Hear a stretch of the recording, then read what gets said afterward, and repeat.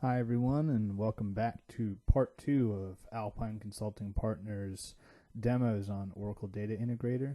Today we're going to be talking about ODI procedures and how they're used in our projects. If you haven't viewed part 1 of this series, I encourage you to do that as a starting point, as we'll reference some of the elements created there in this session. My name is Peter Shepard. I'm a senior manager within Alpine's delivery practice. I primarily deliver Hyperion planning and S-based solutions and all the data movement around those. As I stated earlier, today we're going to be talking about Oracle Data Integrator. If you're unfamiliar with the tool, I would encourage you to reference the first demo in this series to become familiar and then come back to this series. Today we're going to be talking about ODI procedures. Now, procedures are really the technical mechanism that allows ODI to execute commands against a target technology. Often this is a relational database, though it can be any number of technologies for which Oracle is certified for. Today's examples, we're going to be manipulating data in a series of staging tables in a SQL database, so we'll take you through that now. If you attended our last session on ODI mappings, you know that we now have a series of staging tables within MySQL that contain data that was loaded from a series of flat files. We're going to leverage those same tables in today's exercise and use them as a repository where we'll be executing different stored procedures and SQL statements against them.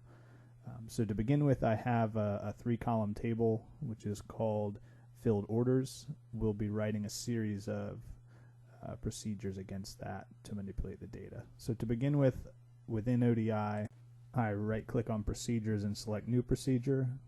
This then opens up a new window, and I'm going to title this something unique, which indicates the purpose of the procedure itself.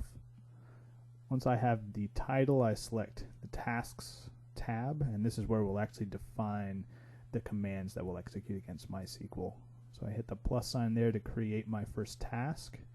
And I'm going to copy some SQL that I've already written and tested against the database. I find it often easier to write it in the technology itself and then copy it into ODI rather than deal with any of the syntax issues that you can run into if you're writing it directly within ODI.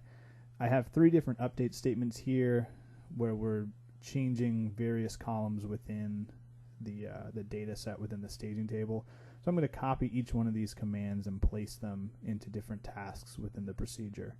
So here I name each task specific to the command that's going to be executed. And within the target section, I just copy in the text of that command. I specify my target technology as MySQL in this case.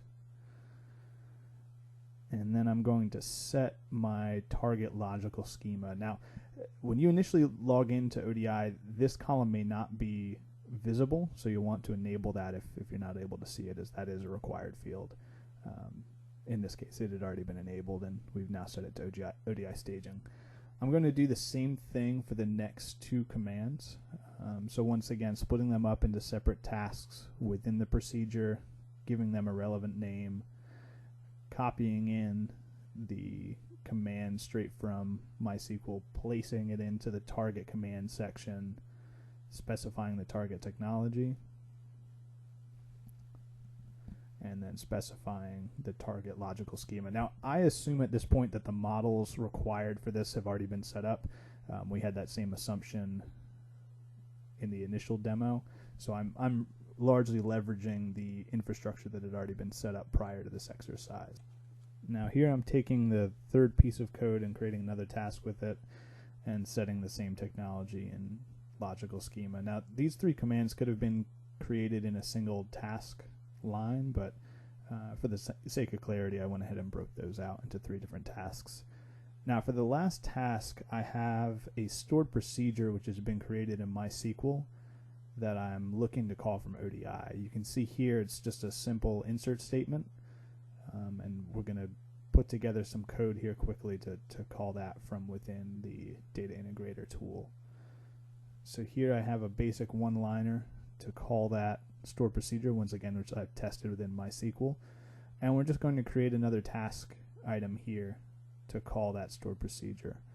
So once again, giving it a unique task name that's descriptive to what's being executed, dropping the code into the target command section, and once again specifying the logical schema and target technology. So I'm going to go ahead and save this, and if all goes well when we execute, we should be able to see that the 3 update statements and the stored procedure all executed properly. We can see the green check mark, which is always a good sign, and if we expand that within the operator tab, we can see that each of our individual tasks executed as expected.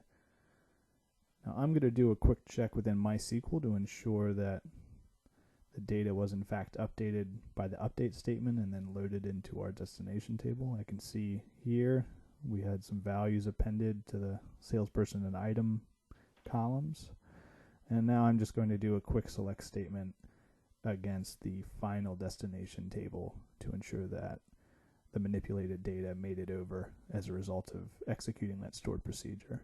And I can see that that data did in fact come through. So this is obviously a very simple example of the way procedures can be used within ODI, but hopefully it's helpful in understanding the way the technology is used within the tool. If you have any questions about this or would be interested in having a discussion with Alpine Consulting Partners about what ODI or our organization can do for your business, I encourage you to visit us at alpine-consulting.com or to shoot us an email at team@alpine-consulting.com. Thanks, and we'll see you next time.